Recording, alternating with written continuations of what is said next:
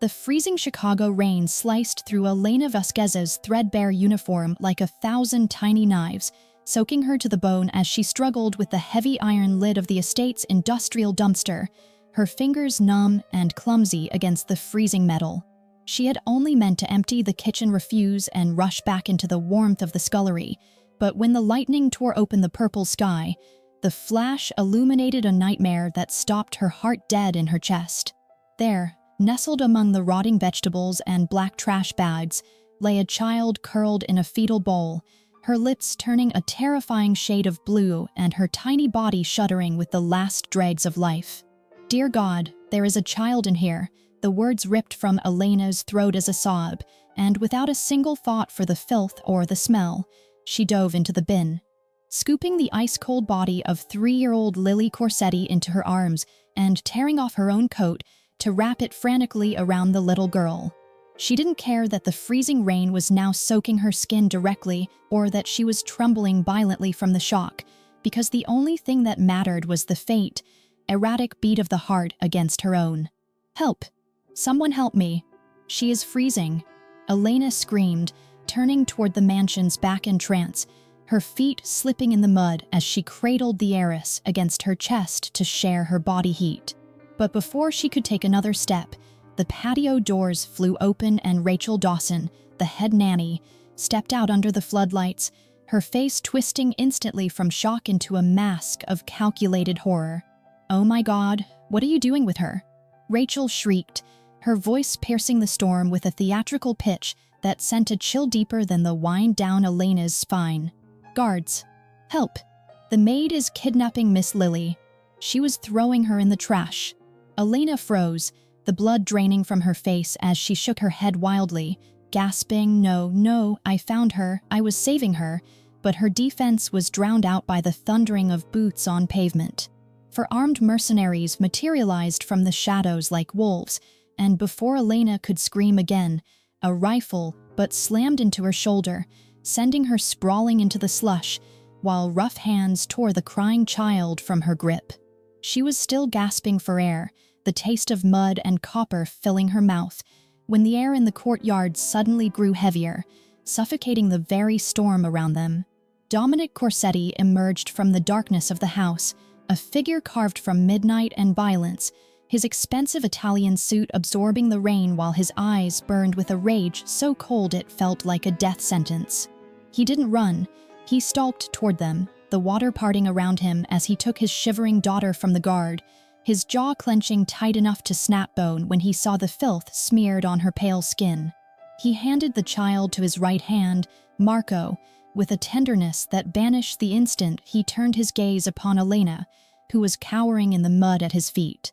"You," he growled, the word vibrating through the ground, and before she could beg for mercy, his hand lashed out, a backhand that snapped her head to the side and filled her vision with stars.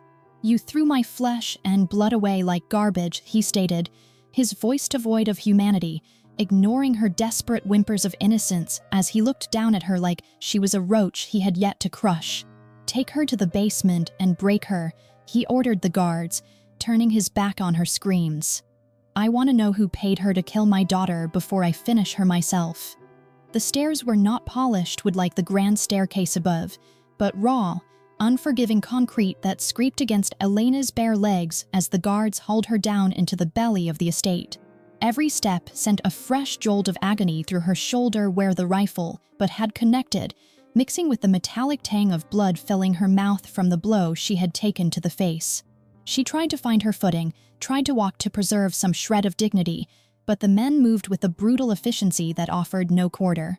They were not handling a human being, they were disposing of a problem. The air grew heavier, thick with the scent of damp earth and neglect, a stark contrast to the sterile luxury of the floors above where she had spent months scrubbing invisible specks of dust from marble tiles. "Please," she rasped, the word tearing at her raw throat. "You're making a mistake." "I saved her." The guard on her right did not even look at her. He simply shoved her forward as the heavy steel door at the bottom of the landing loomed in the dim light. With a grunt of exertion, he threw her inside, the force of the motion sending her sprawling across the cold floor until her shoulder collided with the far wall. The impact knocked the wind from her lungs, leaving her gasping on the damp concrete as the heavy door slammed shut with a sound that echoed like a gunshot. The lock clicked, a final, metallic sentence sealing her in darkness so absolute it felt like a physical weight pressing against her eyes. Elena curled into a ball, her soaking uniform clinging to her shivering frame, and squeezed her eyes shut, but the image of Lily's blue lips and the feel of that tiny, freezing heart beating against her own refused to fade. She was not crying for herself, nor for the pain throbbing in her jaw. She was crying because somewhere above her, in the warmth she could no longer reach, a little girl was fighting for her life, and the only person who knew the truth was locked in a cage. Stories above the damp basement, the atmosphere in the master suite was suffocating, charged with a violence that made even the seasoned doctor's hands tremble as he adjusted the four-drip. Dominic Corsetti stood by the window, his back to the room, staring out at the storm that continued to batter Chicago, his reflection in the glass showing a man who looked less like a father and more like a vengeful god. He had stripped off his ruined jacket and the bloodied shirt, leaving him in a fresh black t-shirt that did nothing to soften the terrifying tension in his shoulders. Every muscle was coiled, waiting for a target, waiting for an excuse to tear the world apart to find peace. "She is stabilizing, Mr. Corsetti," the doctor said, his voice low and respectful, careful not to disturb the silence. "Her core temperature is rising. Another 10 minutes in that environment, and we would be having a very different conversation." Dominic did not turn. He watched the rain slash against the glass, his mind replaying the image of his daughter in the refuse, the smell of rotting food clinging to her hair. He had failed. He, the man who controlled the docks, the unions, and half the politicians in the city, had failed to protect the one thing that mattered. He turned slowly, his gaze bypassing the doctor to land on Rachel Dawson. The nanny sat in the corner armchair, her face buried in her hands, her shoulders shaking with what looked like racking sobs. She looked devastated, a picture of traumatized guilt that played perfectly to a father's blind rage. "Tell me again," Dominic said, his voice quiet but carrying the weight of a sledgehammer. Rachel looked up, her eyes red-rimmed and wide with fear. I was checking on her," she stammered, wringing her hands in her lap. "I went to the kitchen to get warm milk because she was restless. When I came back, the bed was empty. I panicked. I ran to the back door because I saw it was open." She took a shuddering breath, a tear slipping down her cheek. "I saw Elena. She was running to the dumpsters. I screamed, but the wind was so loud. I saw her drop the bundle. Oh God, Mr. Corsetti, I saw her throw Lily away like trash." Dominic closed his eyes, his hand curling into a fist at his side. The logic held. Elena was new, desperate, always asking for advances on her paycheck for some sick sister she claimed to support. Desperation made people do ugly things, and kidnapping for ransom was the oldest play in the book. But throwing the child away? That was not business. That was malice. That was a crime that demanded blood. "Marco," Dominic said, opening his eyes to find his enforcer standing silently by the door. "Voss, go downstairs," Dominic ordered, his voice devoid of any emotion, cold as the grave. "I want to know who she is working for. I want to know why. And I do not care what you have to do to get the answers." "Understood," Marco nodded, slipping out of the room like a shadow. Rachel let out a small, relieved sob, burying her face in her hands again, but Dominic did not move to comfort her. He walked to the bedside, looking down at the small, pale face of his daughter. Lily was sleeping now, the sedative doing its work, but her brow was furrowed, her tiny hand clutching the sheet in a death grip. He reached out, his large, callous fingers brushing a stray lock of hair from her forehead, his touch feather-light, terrified he might break her. "I promise you," he whispered to the sleeping child, the words a sacred oath forged in the fires of his hatred. "No one will ever hurt you again. And the woman who did this will scream for every second you shivered in the cold." Down in the dark, Elena heard the heavy footsteps before the door opened. The light from the hallway spilled in, blinding her, silhouetting a tall, broad figure that stepped into the room with the casual menace of an executioner. Marco Benedetti closed the door behind him, plunging them back into semi-darkness, illuminated only by the thin strip of light under the frame. He did not yell. He did not pull a weapon. He simply dragged a metal chair to the center of the room and sat down, the legs scraping against the concrete with a sound that set Elena's teeth on edge. "Mr. Corsetti is a patient man," Marco began, his voice calm, conversational, which made it infinitely more terrifying than the guard shouting. "But when it comes to his daughter, that patience evaporates. You are going to tell me who hired you. You are going to tell me why you took the girl." Elena pushed herself up into a sitting position, hugging her knees to her chest, trying to stop the trembling that racked her body. "I did not take her," she said, her voice shaking but her eyes defiant in the gloom. "I found her. I went to take out the trash and I heard a noise. I climbed in to get her. Rachel is lying. Check the cameras. Please, just check the cameras." Marco sighed, a sound of genuine disappointment. "The cameras were caught, Elena. 30 minutes before you were found. Only someone with access could do that. Someone on the inside." He leaned forward, resting his elbows on his knees. "We found the wire cutters in your locker. The nanny found them." Elena felt the air leave the room. It was a setup, a perfect, watertight frame. Rachel had planted the tools, cut the feed, and waited for the perfect scapegoat.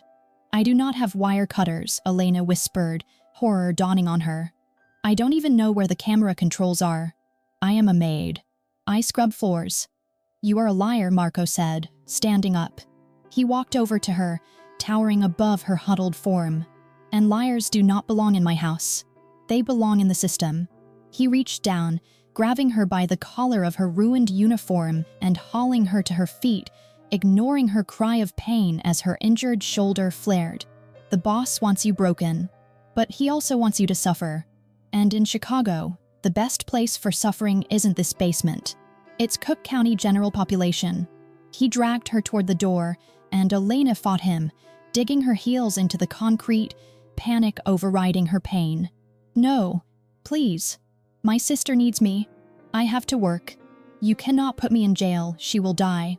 "You should have thought of that before you touched the princess," Marco said coldly, shoving her out into the hallway where 2 police officers were already waiting, handcuffs glinting under the fluorescent lights. These were not good cops. Their eyes were hard, indifferent, bought and paid for by the Corsetti empire. As the cold steel ratcheted around her wrists, Elena realized with a sickening clarity that the nightmare was not ending. It was only just beginning. Cook County Jail did not smell like justice. It smelled of bleach, unwashed bodies, and the metallic tang of dried blood that seemed to seep from the very pores of the concrete walls. Elena Vasquez learned within the first hour that she had not been sent here to await trial, but to endure a sentence that had already begun the moment Dominic Corsetti spoke her name. The processing officers didn't look at her with the usual bored indifference of bureaucrats. They looked at her with undisguised disgust, handling her with rough, punishing shoves as they stripped her of her ruined uniform and forced her into the bright orange jumpsuit that hung off her emaciated frame like a shroud. She tried to ask for a lawyer, tried to explain that there had been a mistake, but the intake sergeant merely laughed, a dry, rattling sound, and leaned close enough for her to smell the stale coffee on his breath. "Save it, sweetheart," he sneered, unlocking the heavy door to Block C. "We know what you did to that little girl." Mr. Corsetti made sure we all knew. The special instruction Dominic had issued was not written on any official paperwork, yet it was inscribed in every glance the guards exchanged and every blind eye they turned. Elena was shoved into a shared cell, the steel door clanging shut with a finality that vibrated in her teeth, and before she could even retreat to the safety of a corner, the atmosphere shifted. Her cellmates, 3 women with eyes hard as flint, circled her not with curiosity, but with the predatory focus of wolves sensing a wounded deer. "Baby killer," the largest one hissed, a woman with a spiderweb tattoo climbing her neck, and the first blow came before Elena could even raise her hands in defense. It wasn't a fight, it was an execution. A fist slammed into her stomach, folding her in half, while another struck her already bruised cheek, sending her crashing to the concrete floor where boots rained down on her ribs. She curled into a fetal ball, protecting her head, crying out that she was innocent, that she had saved the child, but her pleas only seemed to fuel their rage. They beat her until the darkness threatened to swallow her again, leaving her gasping on the cold floor while the guards stood on the other side of the bars, watching with arms crossed, deaf to the violence unfolding just feet away. 3 days bled into a week, a haze of pain and terror where sleep was a liability and every meal was a gamble.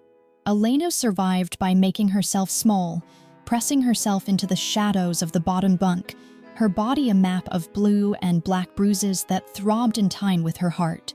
She had ceased trying to explain herself to the inmates, realizing that in their eyes, she was a monster who had discarded a child, a crime that even thieves and murderers found unforgivable. The isolation was absolute, broken only when a guard finally called her name, not for release, but for a visitor. Hope, cruel and sharp, pierced her chest as she was shackled and led to the visitation room. For a wild, delirious moment, she thought it might be Dominic, that he had checked the cameras, that he had come to apologize and take her home. But it was Sophia. Elena's heart broke all over again when she saw her sister sitting on the other side of the thick, scratched plexiglass. Sophia looked like a ghost, her skin translucent under the harsh fluorescent lights, the dark circles under her eyes stark against her pallor. She was wearing a heavy sweater despite the stifling heat of the room, shivering slightly as she lifted the receiver. Elena picked up her own phone, wincing as the movement pulled at her bruised ribs, and tried to smile, tried to hide the swelling on her face by turning slightly away. "I'm okay," she lied, the words tasting like ash. "It was just a misunderstanding, Sophie. I'll be out soon."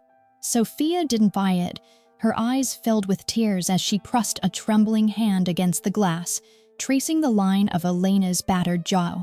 "Don't lie to me, Elena," she whispered, her voice weak and reedy, lacking the vibrant spark it used to hold. "I saw the news. They're saying you hurt a child."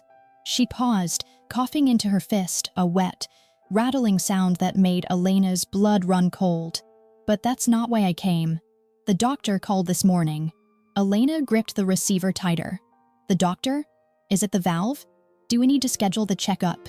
"It's worse," Sophia said, tears finally spilling over. "The valve has collapsed completely. My heart is functioning at 15%. Dr. Evans says I can't wait 6 months anymore. I have 60 days, Elena. 60 days or my heart just stops." She took a ragged breath, looking down at her lap. "And because of the complications, the standard surgery won't work. I need the reconstructive procedure. They need payment up front before they'll even put me on the schedule." "How much?" Elena asked, her voice fairly a whisper, dread pulling in her stomach. $600,000, Sophia sobbed, the number hanging in the air between them like a guillotine blade. "It was 200, but now it's 600. And I don't have it. You're in here and I'm out there, and I'm just going to die, Elena. I'm going to die alone." The receiver slipped from Elena's hand, clattering against the metal shelf. $600,000. She couldn't even afford bail. She was locked in a cage for a crime she didn't commit, while the only person she loved in the world was sentencing herself to death.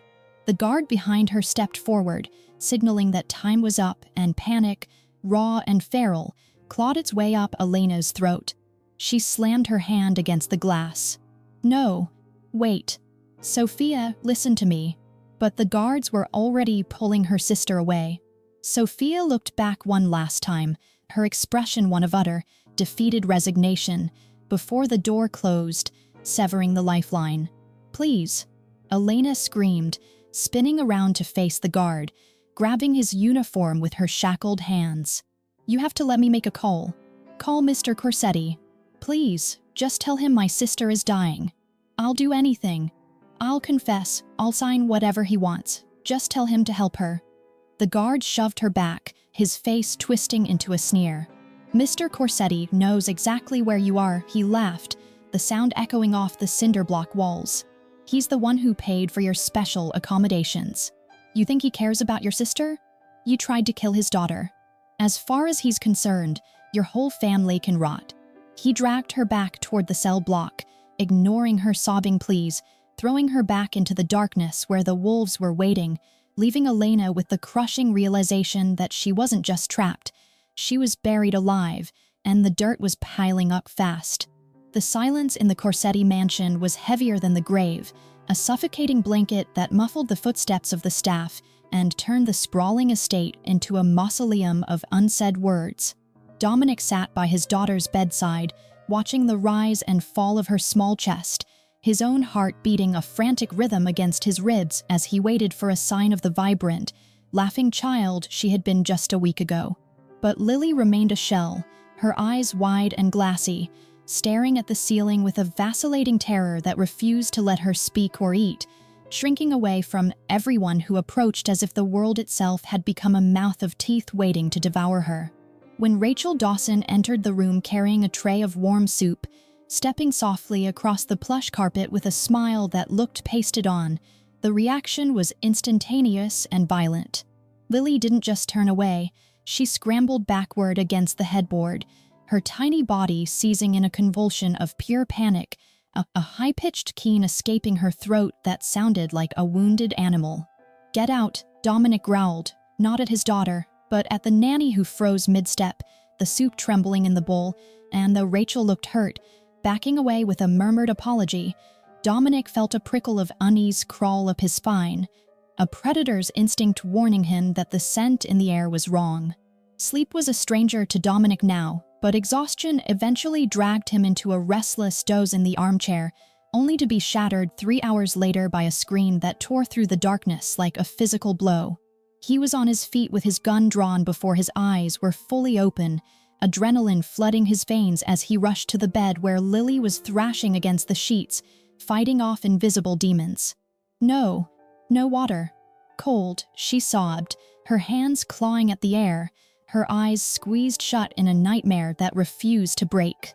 Dominic holstered the weapon and gathered her into his arms, shushing her, rocking her against his chest, expecting her to cry for him or her mother, but the name that burst from her lips froze the blood in his veins. "Elena, Miss Elena, help me," she shrieked, clutching his shirt with a desperate strength. "I want Miss Elena. She held me. She saved me." Dominic stiffened, his mind reeling as the words slammed into a certainty like a wrecking ball.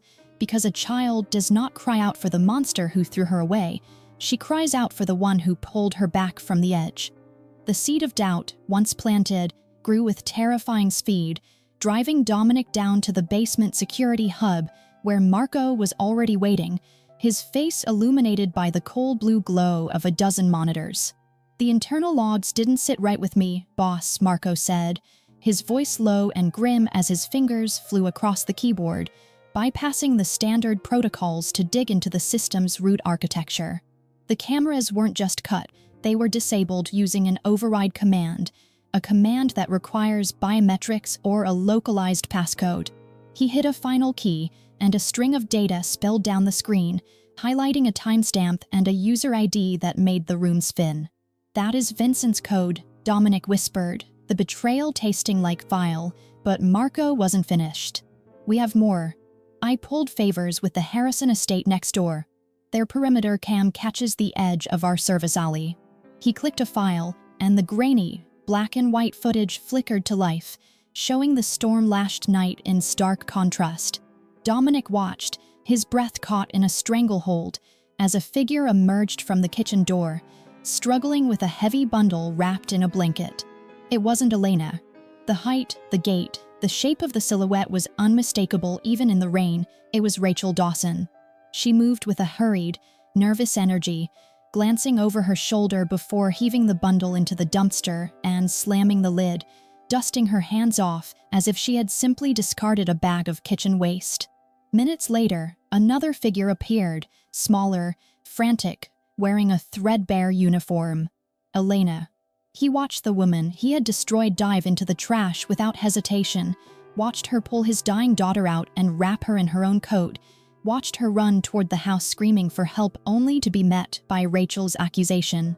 The truth hit Dominic with the force of a physical bullet, shattering his reality and leaving him gasping for air as the weight of his sin crushed down on him. He had beaten the Savior. He had imprisoned the innocent. And he had let the viper sleep under his roof. "Oh God," he breathed, bracing his hands against the desk as the room tilted, the image of Elena's bruised face flashing before his eyes, her desperate plea of "I saved her" echoing now as a condemnation he would never be able to outrun. The soundproofed room in the basement of the estate was stripped of all warmth, a concrete box designed to amplify the sound of a beating heart, yet Lily Corsetti didn't need tools to break Rachel Dawson. He only needed the silence and the weight of his own presence as he placed the tablet on the metal table, the screen glowing with the damning footage of her discarding his daughter like refuse. Rachel didn't scream or deny it this time. She simply crumbled, her facade of the caring nanny dissolving into the terrified weeping of a woman who knew she was already dead. "Why?" Dominic asked, the word soft but landing with the impact of a physical blow. "She was 3 years old. She loved you." Rachel shook her head, tears dripping onto her shaking hands, gasping for air as Marco stepped forward from the shadows. "I didn't want to," she sobbed, the confession spilling out like poisoned water. "I needed the money. He said it would be quick. He said if I didn't do it, he'd find someone who would." Dominic leaned in, his shadow swallowing her. "Who is he, Rachel?" She looked up, her eyes wide with the realization that she was betraying a monster to a devil. "Vincent," she whispered, "your brother gave me $150,000. He said with the air gone, the family would go to him." The betrayal didn't burn, it froze, turning Dominic's blood into ice as he turned his back on the sobbing woman, leaving her fate to Marco while he walked out into the night where the engines of his convoy were already idling. The drive to the private airfield was a blur of neon lights and cold fury, his mind replaying every moment of jealousy he had ignored in Vincent over the years, every snide comment about Lily being a weakness. They breached the tarmac just as the turbines of the sleek Gulfstream began to whine, the SUVs boxing in the jet with a precision that left no room for escape. Vincent descended the stairs with a glass of scotch in his hand, feigning surprise, but the tremor in his grip betrayed him as Dominic stepped out of the lead car. "Going somewhere, brother?" Dominic asked, his voice carrying over the wind. Vincent sneered, trying to bluster his way through, but when Dominic produced the bank transfer records, the arrogance evaporated. "You can't kill me," Vincent stammered, backing up against the fuselage. "I am blood. Mom made you promise." "I am not going to kill you," Dominic said, stepping close enough to smell the fear and expensive cologne radiating off his brother. "Death is too easy. You want the family? You want the name? You don't have them anymore." He gestured to his guards, who stripped Vincent of his phone, his wallet, and even the signet ring from his finger. "You are exiled. If you step foot in Chicago again, if I even hear your name whispered in the wind, I will peel the skin from your bones. Go." He watched as his brother, stripped of the only identity that mattered, was shoved into a waiting sedan not to be driven home, but to the border, erased from the world he coveted. Dominic felt no satisfaction, only a hollow ache, because dealing with the villain was the easy part. Facing the victim he had created was a terror he wasn't ready for. The morning sun beat down on the cracked pavement outside Cook County Jail, cruel and bright, mocking the darkness Dominic felt as he leaned against the black Rolls-Royce. When the heavy iron gate finally groaned open, he almost didn't recognize the woman who stepped out. Elena Vasquez moved with a limp that hadn't been there before, her face a map of yellowing bruises and a split lip that was still healing, her eyes squinting against the light as if she had forgotten what the sun looked like. She wore the same clothes she had been arrested in, stained and stiff with dried mud, clutching a plastic bag of belongings like it was a shield. Dominic's chest tightened, a physical pain that nearly doubled him over as he pushed off the car and walked toward her. She stopped when she saw him, her body going rigid, not with hope, but with the instinctive flinch of a beaten animal. "Elena," he said, the name tasting like ash in his mouth. He didn't know how to start. didn't know how to bridge the canyon of violence he had carved between them, so he reverted to the only language his world understood. He reached into his jacket and pulled out a thick, white envelope. I know there are no words," he stammered, the ruthlessness of the Mafia boss stripped away to reveal a man drowning in guilt. "This is for you. $100,000. For the time. For the mistake."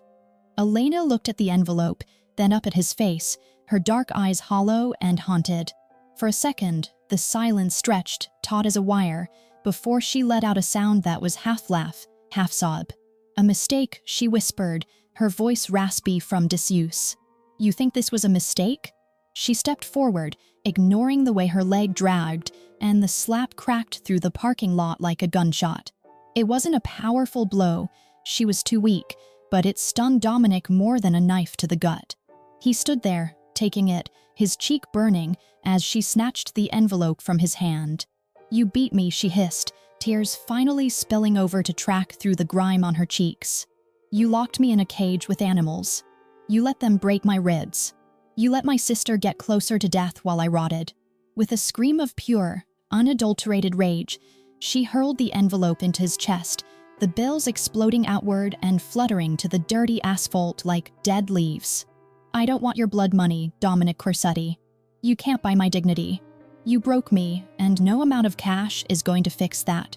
She turned her back on him, limp and fragile yet possessing a spine of steel he had never credited her for, and began to walk away, leaving the most powerful man in Chicago standing in a pile of money, realizing for the first time that he was completely and utterly poor.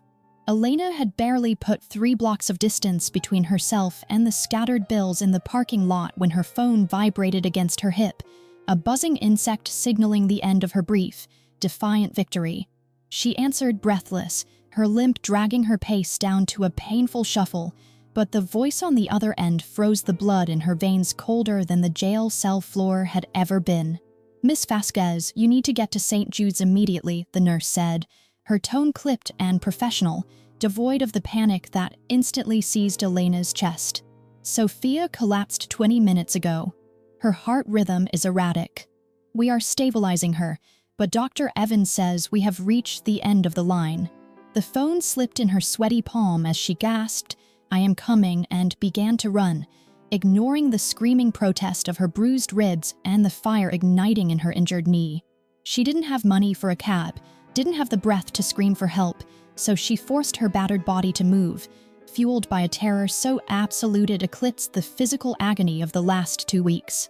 The emergency room was a sensory assault of fluorescent light and the sharp stench of antiseptic that made her stomach turn, reminding her too much of the processing center at the jail. Elena burst through the sliding doors, looking like a madwoman with her matted hair and jail-issued clothes, startling the families waiting in the plastic chairs. She slammed her hands onto the reception desk, gasping for air. "Sophia Vasquez," she choked out, her vision swimming. "Where is she?" The receptionist looked at her with a mix of pity and administrative detachedness, typing slowly before pointing toward a set of double doors where a man in a white coat was already stepping out. Dr. Evans looked grim, his face set in the hard lines of a man who was tired of losing. "Elena," he said, catching her by the shoulders before she could collapse. "She is in ventricular tachycardia. We have her on a temporary pace, but it is not holding. Her heart is too weak." "Operate," Elena begged, grabbing the lapels of his coat, her dirty fingernails digging into the pristine white fabric. "You said there was a surgery. Do it. Save her." Dr. Evans gently peeled her hands away, his expression pained but unyielding. "We discussed this, Elena. The reconstructive valve procedure is complex. The hospital board, they have flagged her file." He took a breath that sounded like an apology. "The cost has escalated due to her deterioration. It is $600,000 now. Up front. Without the deposit, the administration will not release the OR team. They view it as a liability on a terminal case." The world tilted on its axis, the gray linoleum floor rushing up to meet her as Elena fell to her knees, the crushing weight of reality snapping her spine where the jail beatings had failed. $600,000. She had just thrown 100,000 into the wind for her pride, and even that fortune wouldn't have been enough. She was watching her sister die because of a balance sheet. "Please," she sobbed, her forehead pressing against the cold floor, degrading herself in front of strangers because dignity meant nothing if Sophia was dead. "I will sign anything. I will work for the rest of my life. I will sell a kidney. Just don't let her die." A heavy-set administrator in a suit stepped up behind the doctor, clutching a clipboard like a shield. "I am sorry, Miss Vasquez," he said, his voice flat. "This is a private facility. We are not a charity ward. Without proof of funds, our hands are tied." Desperation turned her frantic. Elena scrambled for her phone, her shaking fingers dialing the number of a loan shark she had heard whispered about in her old neighborhood, a man who broke legs for interest. It went to voicemail. She thought of calling the nursing home where she used to work, begging for a loan, but realized how insane that was. She was a woman with a criminal record, no job, and a dying sister. She was nothing. She curled into herself on the floor, a guttural wail tearing from her throat, a sound of pure, distilled grief that made the room go silent. She was going to listen to her sister's heart stop, and it was her fault. "Open the theater." The voice didn't ask, it commanded, slicing through the sterile air with the authority of a gavel strike. Elena lifted her head, her vision blurred by tears, to see Lily Corsetti striding through the ER doors like a storm front, his black coat billowing around him. He didn't look at the staff, he looked at the administrator, his dark eyes burning with a terrifying intensity that made the man in the suit take a reflexive step back. Dominic didn't stop until he was looming over the desk, slapping a black American Express card onto the counter with a sound like a pistol shot. "Charge it," he ordered, his voice low and dangerous. 600,000. Add another 50 for a private recovery suite. Do it now. The administrator stared at the card, then up at Dominic, stammering. "Sir, the protocol requires." "If that girl dies because you are filling out paperwork," Dominic leaned in, his voice dropping to a whisper that carried to every corner of the room, "I will burn this building down with you inside it. Do you understand me?" The color drained from the man's face. He snatched the card, typing furiously, his hands shaking. "Code Blue Team 2 or 3, he shouted into his radio. "Prep the patient immediately." Elena watched the flurry of activity, none, until strong hands gripped her arms and hauled her up from the floor. She found herself staring into Dominic's chest, the scent of expensive leather and rain overwhelming the hospital's smell.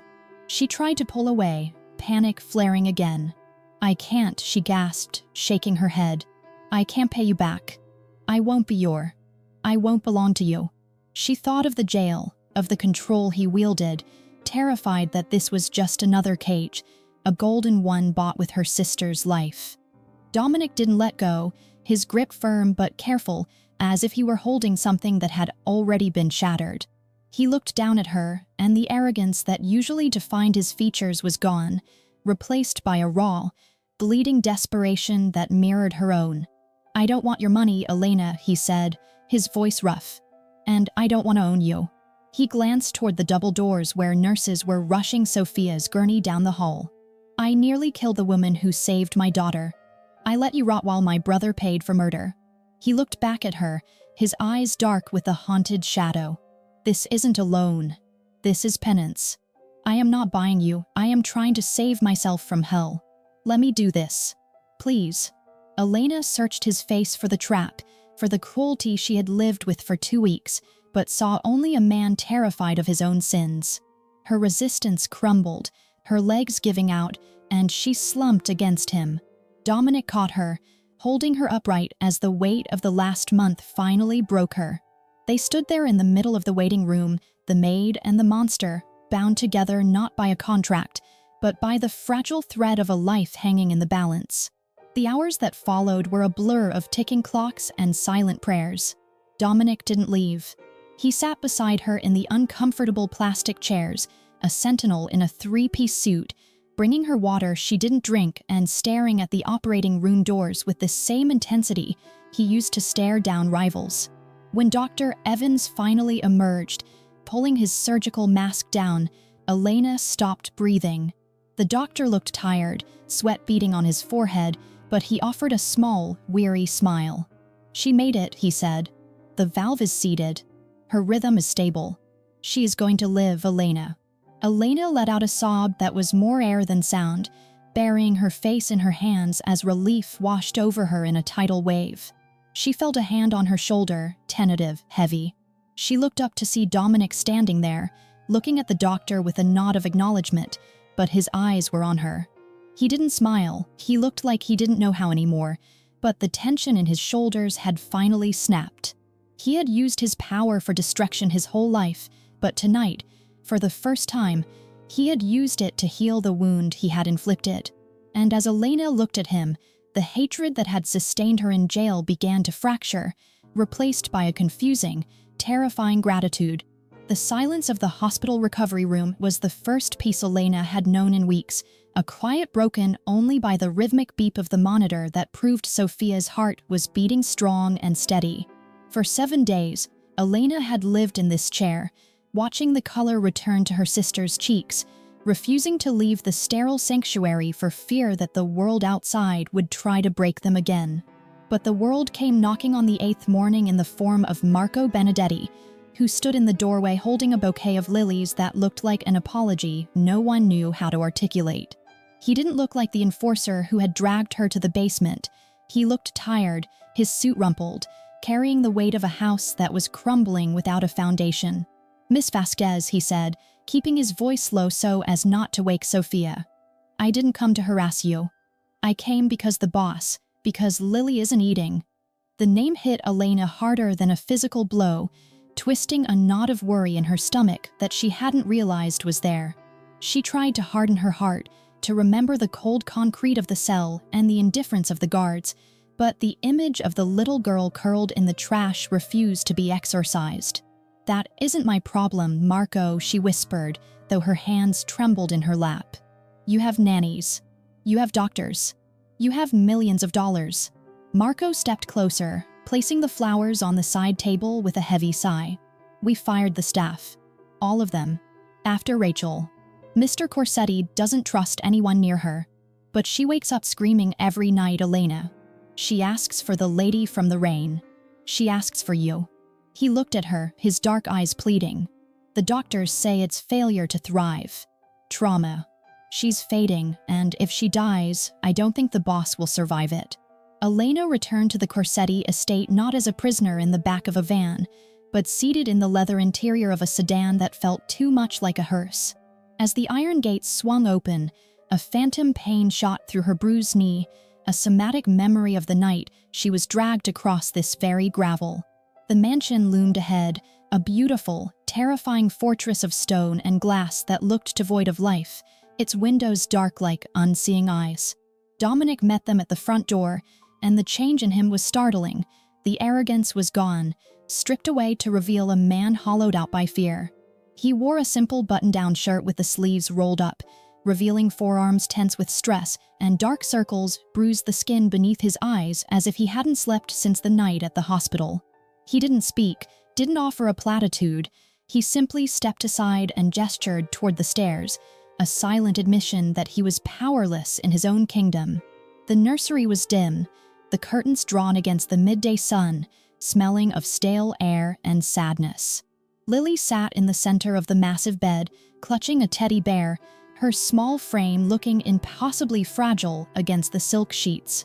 She looked smaller than Elena remembered, her eyes dull and fixed on the wall, a little statue of grief. "Lily?" Elena called softly, stepping into the room as her heart broke all over again. The effect was electric. The child's head snapped up, her eyes widening, and with a sob that tore through the silence, she scrambled off the bed.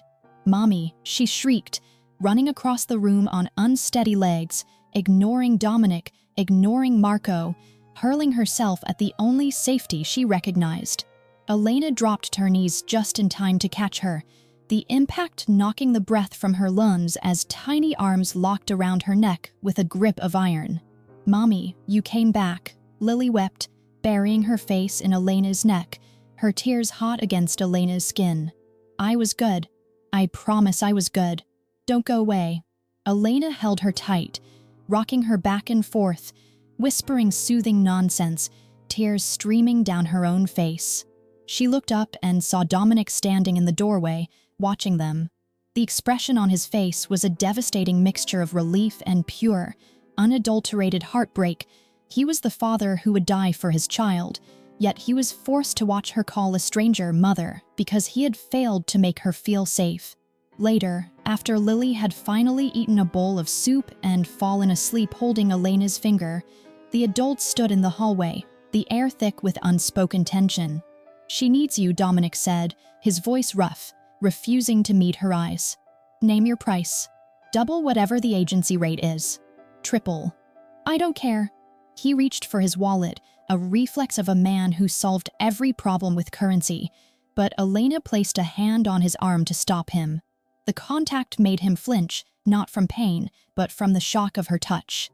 "Put your money away, Dominic," Elena said, her voice steady, finding a steel she didn't know she possessed. "I am not doing this for money. I am doing it for her."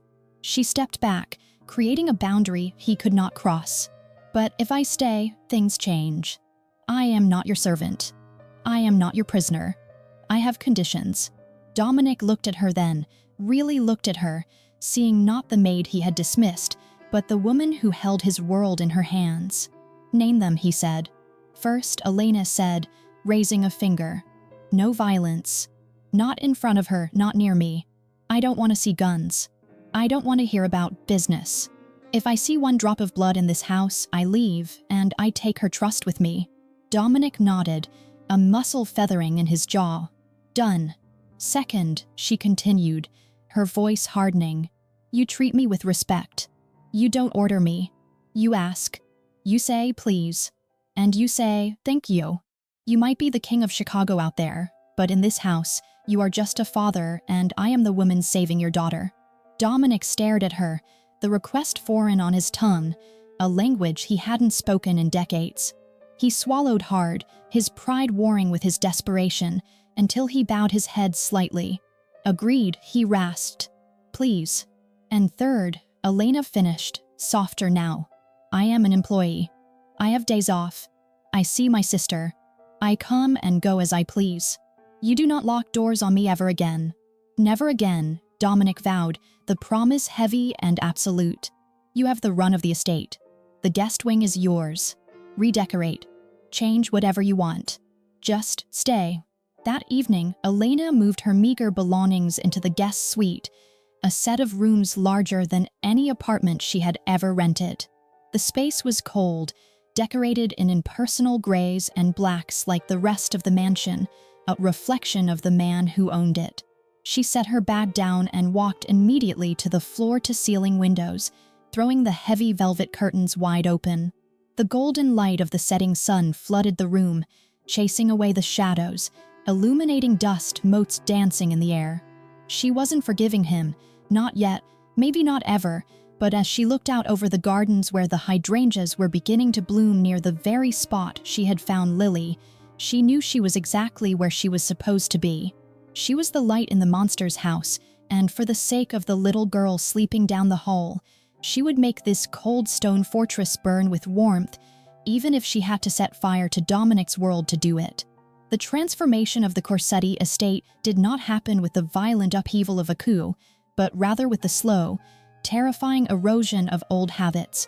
As Dominic Corsetti found himself navigating a minefield of domesticity that was far more treacherous than any negotiation table. He could dismantle a rival cartel with a single phone call, yet holding a pink plastic hairbrush seemed to paralyze him with a terror he hadn't felt since his initiation, his large, scarred hands hovering over Lily's fine hair as if it were spun glass that might shatter at the slightest pressure. Elena watched him from the doorway, her arms crossed and a faint, unbidden smile tugging at her lips. Witnessing the most feared man in Chicago sweating through his dress shirt because he couldn't figure out how to fasten a Velcro shoe without applying enough force to crush a windpipe. He looked at her for help, a silent plea in his dark eyes, but she only shook her head, forcing him to engage, forcing him to learn the language of gentleness that had been beaten out of him decades ago. It was a painful, awkward dance, filled with silence where there should have been laughter, but every time he successfully read a bedtime story without sounding like he was delivering a death sentence, the shadows in the house retreated just a fraction more. The breaking point of the old regime came on a Tuesday morning in the grand dining room, a cavernous space where silence was usually the only guest at the table. Dominic sat at the head, reading a dossier on the South Side expansion, his coffee black and bitter, when Lily pointed a chubby finger at the crystal pitcher of milk sitting just out of her reach. In the old world, Dominic would have rung the silver bell, and a faceless servant would have materialized to pour it, but Elena sat to his right, buttering toast with a deliberate calmness that dared him to revert to form. "She can't reach it," Elena noted, not looking up, her voice light but carrying the weight of their agreement. Dominic's hand twitched toward the bell, a reflex honed over years of command, but he stopped when he saw Elena's eyebrow arch, a subtle challenge that hit harder than a threat. With a sigh that sounded like shifting tectonic plates, he pushed the dossier aside and stood, picking up the heavy pitcher. He walked to Lily's side, pouring the milk with a concentration that suggested he was handling nitroglycerin, and set the glass down. There, he grunted, turning to leave, but Elena cleared her throat, a soft, sharp sound that froze him in his tracks. "What do we say?" Elena asked, looking not at Lily, but directly at the man who held the city's criminal underworld in his fist. The staff lining the walls seemed to stop breathing, Marco's eyes widening as he watched his boss stiffen, the muscles in his jaw working as he fought a lifetime of conditioning that taught him kings did not beg. Dominic looked at his daughter, who was watching him with wide, expectant eyes, and then at Elena, whose gaze was unyielding iron wrapped in velvet. "Please," he rasped, the word foreign and jagged on his tongue. "Drink your milk, please." Lily beamed, a radiant, toothy smile that lit up the room, and chirped, "Thank you, Daddy," before taking a gulp. Dominic stood there for a moment, looking stunned, as if he expected the roof to cave in from the sheer indignity of it, but instead, he felt a strange, warm knot loosen in his chest. He caught Elena's eye, and she offered him a nod, not of submission, but of respect, and he sat back down, realizing that for the first time in years, the breakfast table didn't feel like a battlefield.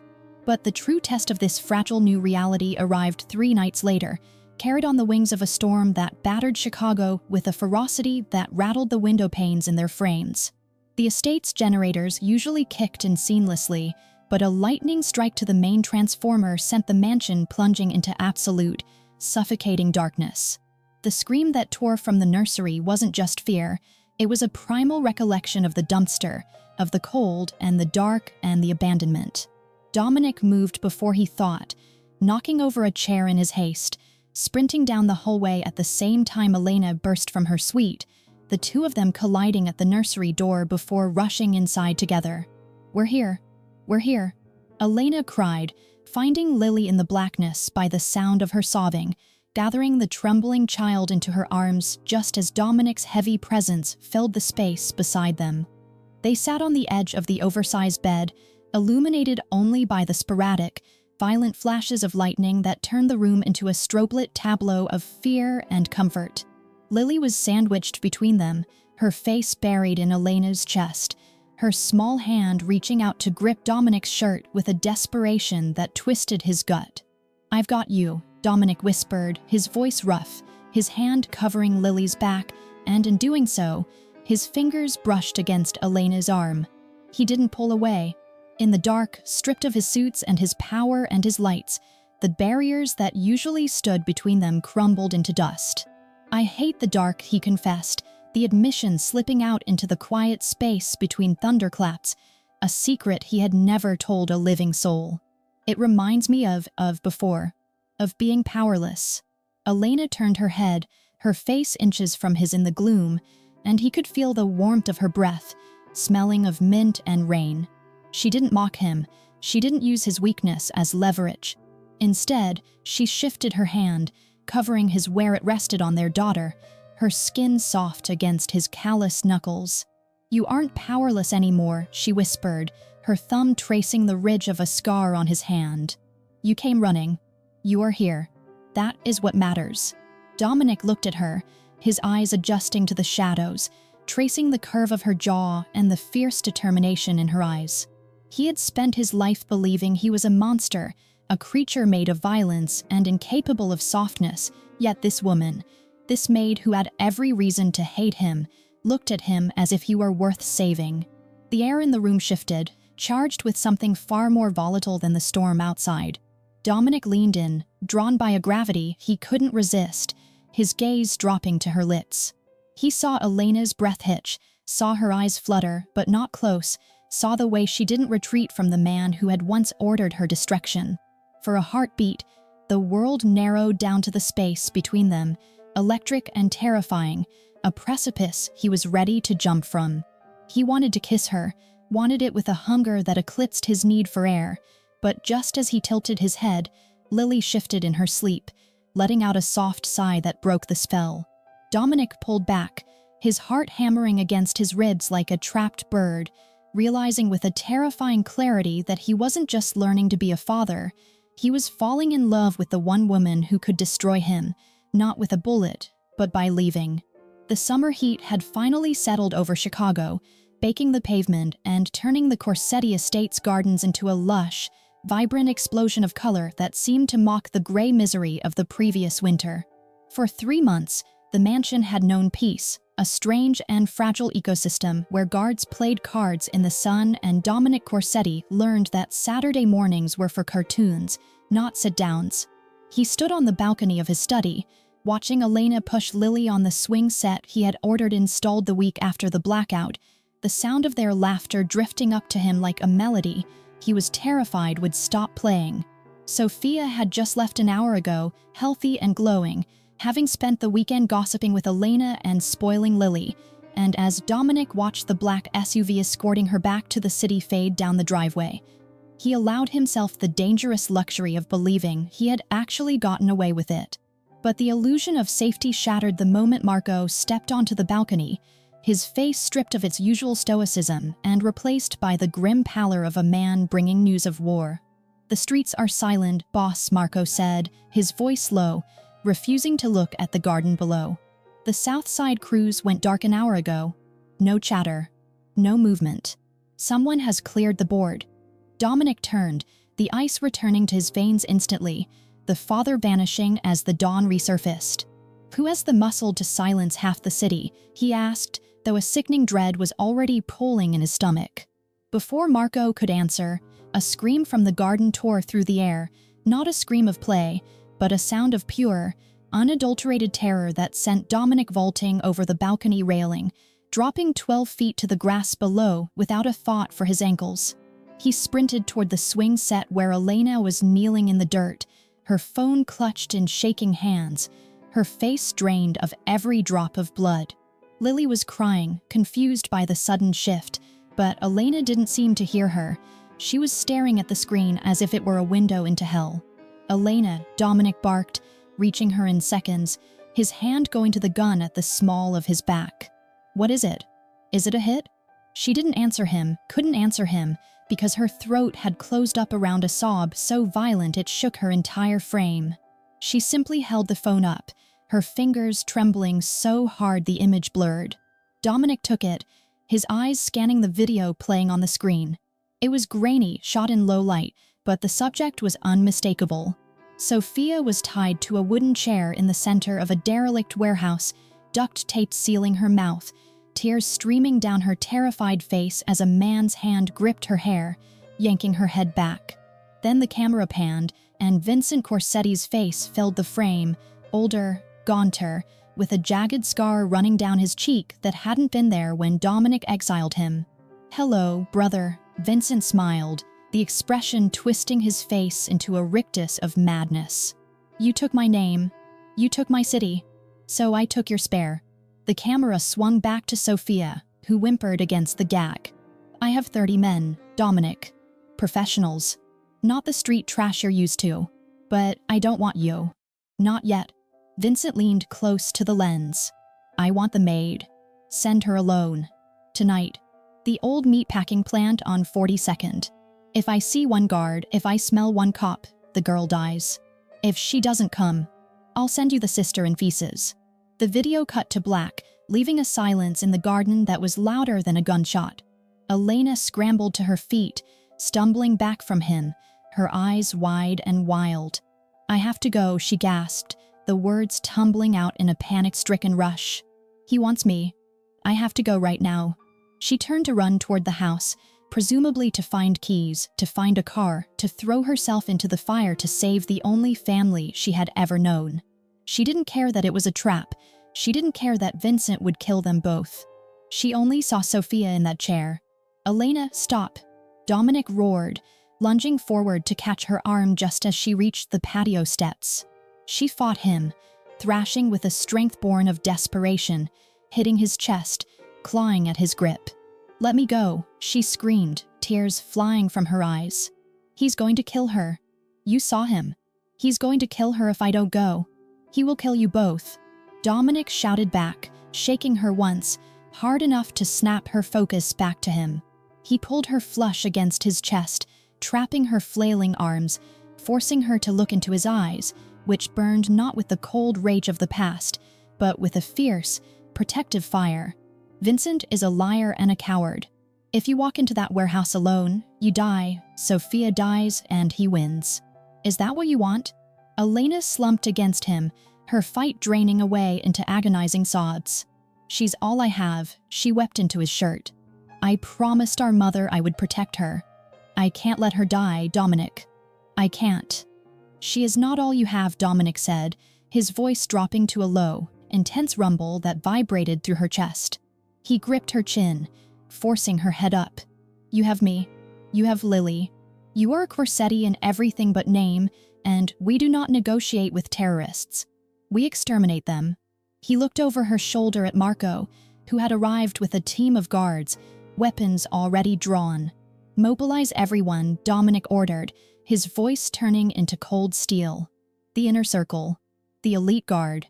I want the city locked down. And get the armory open." He looked back down at Elena, wiping a tear from her cheek with his thumb, his touch tender despite the violence in his eyes. "You are not going alone," he vowed, the promise sealing their fate. "We go together. We walk into the fire together. And we burn every single one of them to the ground." He took her hand, intertwining their fingers, and led her not toward a getaway car, but toward the war room. Tonight, the Maid would not be a sacrifice. She would be a soldier. The meatpacking district of Chicago was a graveyard of rusted steel and shattered glass, a labyrinth of industrial decay that swallowed the moonlight and offered only shadows in return. Dominic's convoy cut their engines 3 blocks out, rolling into position like a pack of wolves stalking a wounded stag, the silence in the armored SUV heavier than the humid night air. Elena sat in the back seat, her hands trembling not from cold, but from the terrified adrenaline coursing through her veins, staring at the Glock 19 Dominic had placed in her lap. It felt impossibly heavy, a cold, dead weight that promised violence, yet when Dominic turned to her, his face smeared with camouflage grease and his eyes burning with a lethal focus, she didn't hand it back. "Safety off," he whispered, his voice rough gravel against the silence, guiding her hand to the switch. "Aim for the center of the mass. Do not think about who he is. Do not think about the blood. You think only of Sophia." You pull the trigger until he stops moving. Elena nodded, her throat too dry to speak, gripping the weapon until her knuckles turned white, realizing that the maid who had once scrubbed floors to pay for medicine was dead. In her place sat a woman willing to tear the world apart to save her family. The breach was not the chaotic spray of gunfire Elena had expected from movies. It was a terrifyingly efficient symphony of violence orchestrated by a man who had been born to war. Marco blew the side door with a breaching charge that thumped against Elena's chest like a second heartbeat, and then they were inside, moving through the cavernous gloom of the slaughterhouse. The air reeked of old copper and rot, a ghost of the death that had permeated these walls for decades, now mingled with the sharp, acidic scent of cordite as Dominic's elite guard engaged the mercenaries in the rafters. Elena stayed glued to Dominic's back, flinching as muzzle flashes illuminated the dark like strobe lights, revealing fleeting glimpses of men falling, of blood spraying against concrete, of the sheer, unbridled lethality of the man she loved. Dominic moved with a fluid, terrifying grace, firing 2 controlled shots into a shadow that moved on their flank before spinning to shield her body with his own as return fire sparked off the metal pillar beside them. He didn't look at her, didn't offer comfort. He simply cleared the path up a reaper harvesting souls so she could walk through hell untouched. They pushed deeper into the facility, past the hanging hooks and the rusted conveyor belts, until they reached the kill floor, a vast, open circular space illuminated by a single, blinding construction light hanging from the ceiling. The fighting stopped abruptly, the silence rushing back in with a deafness that rang in Elena's ears because Vincent wanted an audience. He stood in the center of the ring, surrounded by 10 of his remaining men, looking like a king of ashes. But Elena didn't look at him. Her gaze shattered as it landed on the 2 chairs bolted to the floor. Sophia was there, gagged and weeping, her eyes wide with terror, but next to her, tied with cruel efficiency, was Lily. The traitorous maid had done her job well. The 3-year-old was sobbing silently, terrified into muteness, a pawn in a game she couldn't understand. The sight tore a guttural sound from Dominic's throat, a noise of pure agony that made Vincent smile, the expression stretching the scar on his cheek into a grotesque parody of brotherhood. "I told you I had a full house," Vincent called out, his voice echoing off the metal walls as he pressed the muzzle of a silver desert eagle against Sophia's temple. "Welcome to the family reunion, brother. I was worried you wouldn't make it." He signaled his men, who raised their rifles, creating a kill box that pinned Dominic and his team behind a row of industrial bats.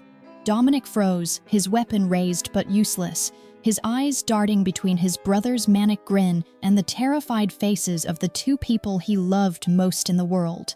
He was the most dangerous man in Chicago, a strategist without peer, but physics was a cruel mistress. He could kill Vincent, but not before Vincent's reflex pulled the trigger and painted the floor with Sophia's brains. "Let them go, Vincent," Dominic shouted, his voice steady despite the desperation clawing at his insides. "This is between you and me. You want the crown? Take it. You want the money? It's yours. Let the girls go." Vincent laughed, a dry, barking sound that lacked all sanity. "You still don't get it, do you? I don't want the money. I want you to hurt." He dragged the gun down Sophia's cheek, relishing the way she flinched, before turning his gaze toward the shadows where he knew Dominic was hiding. "I was always the spare, Dominic. The backup plan. Father looked at you and saw a king. He looked at me and saw a disappointment. Well, look at me now." He cocked the hammer of the gun, the click loud in the stillness. "I am going to kill the sister first. I want to hear your maid scream. I want to watch your heart break, brother. And then I'm going to kill the brat, and you will have no legacy, no love, nothing but the ghost of your failures." Dominic's knuckles turned white on his rifle, sweat stinging his eyes. He was checkmated. If he moved, they died. If he stayed, they died. He looked at Marco, seeing the same helpless rage reflected in his second-in-command's eyes. Vincent tightened his finger on the trigger, his eyes gleaming with anticipation. "Say goodbye, Elena," he taunted, raising his voice to the rafters. "Watch closely." But Vincent had made a fatal error. He had looked for soldiers. He had looked for threats. He hadn't looked for the maid. Elena had separated from Dominic during the final push, slipping into the shadows behind a stack of crates, forgotten by the men who viewed her as baggage.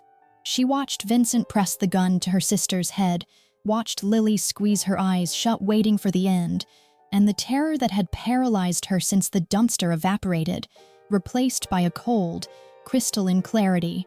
She stepped out from the darkness, not with the grace of a soldier, but with the steady, plodding determination of a woman who had walked through fire and refused to burn. She raised the heavy pistol, her arms shaking under the weight, her breath hitching in her chest. "Vincent," she screamed, her voice cracking, but loud enough to shatter his concentration. Vincent turned his head, surprise flickering across his face as he saw the disheveled woman standing in the open, holding a gun that looked too big for her hands. He didn't fire. He laughed. "Look at this," he sneered, keeping the gun pressed to Sophia's head but turning his body slightly toward Elena. The help thinks she's a hero. Go back to scrubbing toilets, sweetheart. You don't have the guts to pull that trigger. I am not a hero, Elena whispered to herself. The memory of the freezing rain and the jail cell and the hospital waiting room swirling into a single point of focus. I am a sister, and I am a mother. She didn't aim for the head.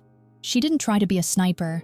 She aimed for the center of the mass, just as Dominic had told her, and she squeezed the trigger. The gun kicked back with a violence that nearly tore it from her grip, the deafening boom swallowing the world. She didn't hear the shot, she felt it in her teeth. Across the kill floor, Vincent's laughter died in a spray of red mist as the bullet slammed into his shoulder, shattering the clavicle and spinning him around like a rag doll. The impact threw his aim wide, his gun discharging harmlessly into the ceiling as he collapsed backward, screaming in shock and agony. Go, go, go, Dominic roared, the spell broken. He vaulted the vats before Vincent hit the ground, a blur of motion that crossed the distance in a heartbeat. Vincent's mercenaries hesitated, stunned by the maid's shot, and in that second of indecision, Marco and the elite guard cut them down with ruthless precision. Dominic reached his brother just as Vincent tried to crawl toward his fallen weapon, his hand grasping futilely at the concrete. Dominic didn't hesitate. He kicked the gun away and drove his boot into Vincent's chest, pinning him to the floor amidst the spreading pool of blood. It's over, Dominic snarled, leaning down until his face was inches from his brother's, his eyes void of mercy. I gave you exile. I gave you life. You chose this. Vincent looked up, gasping, blood bubbling on his lips, hate still burning in his eyes even as the light began to fade. She shot me, he wheezed, unable to comprehend it. The maid shot me. Dominic looked up. Elena was still standing where she had fired, the smoking gun hanging loosely at her side, her face pale as death. She looked at him, then at Sophia and Lily, who were sobbing in relief, and her legs finally gave out. She sank to the concrete, shaking uncontrollably, the adrenaline crash hitting her like a tidal wave. Dominic left his brother broken on the floor for Marco to secure and ran to her, skidding on his knees to wrap his arms around her trembling body. I shot him, Elena gasped, her teeth chattering, staring at her hands as if they didn't belong to her. I shot him, Dominic. I heard him. You saved them, Dominic whispered fiercely, pulling her face into his neck, shielding her from the carnage, rocking her as he had rocked Lily in the dark. You didn't just hurt him, Elena. You ended it. You saved Sophia. You saved our daughter. You are the bravest person I have ever known. He kissed her hair, her forehead, his own hands shaking now that the danger had passed, realizing how close he had come to losing everything. You are not a maid, he murmured against her skin, the declaration of vow. You are the queen of the city, and no one will ever touch you again. The chaos of the meatpacking district faded into the clinical calm of a police debriefing room, where Detective Sarah Mitchell closed the file on Vincent Corsetti with a snap that sounded like a heavy door locking for the last time. She looked across the metal table at Elena, who sat huddled in Dominic's oversized coat, still smelling of cordite and fear, and offered a rare, tired smile. The ballistics match, Miss Vasquez, Mitchell said, her voice devoid of the suspicion that had haunted Elena weeks ago. Vincent's weapon was discharged, his intent was clear, and you acted in defense of a third party. The state considers this matter closed. It was the legal absolution Elena needed, yet as she walked out of the precinct and into the cold dawn where Dominic was waiting, leaning against the hood of his car with a cigarette he hadn't lit, she didn't feel free. She felt stained, the weight of the trigger pull still ghosting against her finger, a permanent mark on a soul that had once been invisible. Dominic opened the door for her without a word, his hand brushing the small of her back, a silent promise of protection that made her chest ache because she knew, with a heartbreaking certainty, that she couldn't stay in a world that demanded she become a killer to survive. 3 days later, the silence in the guest wing was broken by the sound of a zipper closing as Elena placed her small suitcase by the door. She had folded the clothes Dominic had bought her, leaving them on the bed, taking only what she had arrived with, her worn jeans, her t-shirts, and the few photos of Sophia she had managed to save from her old apartment. She turned to look at the room one last time, at the sunlight streaming across the floor where she and Lily had played for hours, and felt a tear slip down her cheek, hot and stinging. She loved him. She loved him with a ferocity that terrified her, but she had seen the monster in the mirror when she shot Vincent, and she was terrified that if she stayed, the monster would consume the maid completely. She opened the door to leave, only to find Dominic standing in the hallway, his hand raised as if he had been about to knock, his face falling when his eyes dropped to the suitcase in her hand. "You're leaving," he stated, the words heavy and flat, not a question, but a condemnation he had expected. "I have to," Elena whispered, gripping the handle of her bag until her knuckles turned white. "I am not like you, Dominic. I can't live waiting for the next war. I can't live wondering if I'll have to shoot someone else to keep Lily safe." She tried to step past him, but he didn't move. He stood like a stone pillar, immovable and desperate. "Then I will stop the war," he said, his voice raw. Elena paused, looking up at him, searching his dark eyes for the lie, but finding only a naked vulnerability she had never seen before. Dominic Corsetti, the man who had ruled Chicago with an iron fist, slowly lowered himself to one knee on the hardwood floor, ignoring the gasp that escaped Elena's lips. He took her free hand, his callous fingers trembling slightly against her skin. "I am done with the blood, Elena," he vowed, looking up at her with the reverence of a sinner before a saint. "I have already started the liquidation. The weapons, the rackets, the territory, it's gone. I am keeping the real estate, the shipping, the legitimate holdings. I will burn the rest to the ground if that's what it takes to keep you." He pressed her hand to his cheek, closing his eyes. "You saved my daughter. You saved my life. You saved my soul. Don't leave me in the dark again. Marry me, and we will build a life that never requires a gun." 18 months later, the hydrangeas in the back garden were in full, riotous bloom, burying the memory of the metal dumpsters under a sea of blue and purple puddles. The sun filtered through the leaves of the great oak tree, dappling the white runner that had been laid across the grass, leading to an altar draped in ivy. Elena stood at the back door, smoothing the silk of her simple white gown, her hand resting instinctively on the swell of her stomach where a new life kicked gently, eager to join the celebration. Sophia stood beside her, radiant and healthy, adjusting Elena's veil with tears in her eyes, while Lily, now 4 years old and looking like a fairy in her pink dress, tossed flower petals into the air with reckless abandon. When the music started, Elena walked down the aisle not as a maid, nor as a victim, but as a queen claiming her throne. Dominic waited for her at the altar, looking devastating in a tuxedo, but it was the look on his face that stopped her breath, a look of pure, unadulterated peace. He took her hand as she reached him, his grip warm and steady, and as they exchanged vows under the open sky, surrounded by a family built not on blood, but on survival and choice, Elena realized that the storms of the past had not destroyed them. They had merely washed away the weak foundations to make room for something unbreakable. They kissed as husband and wife, a seal on a promise that transcended the violence of their beginning, and as the guests cheered, Sophia laughing, Marco wiping a discreet tear, and Lily hugging their legs, Dominic leaned his forehead against hers. "Thank you," he whispered, his voice thick with emotion. "For everything. Always," Elena replied, smiling as she looked out over the garden that had once been a graveyard for a lost child, now a sanctuary for a found family. Some stories remind us that, even in the darkest winters, spring is inevitable for those who refuse to let their hearts freeze. Elena didn't save Lily because she wanted a reward.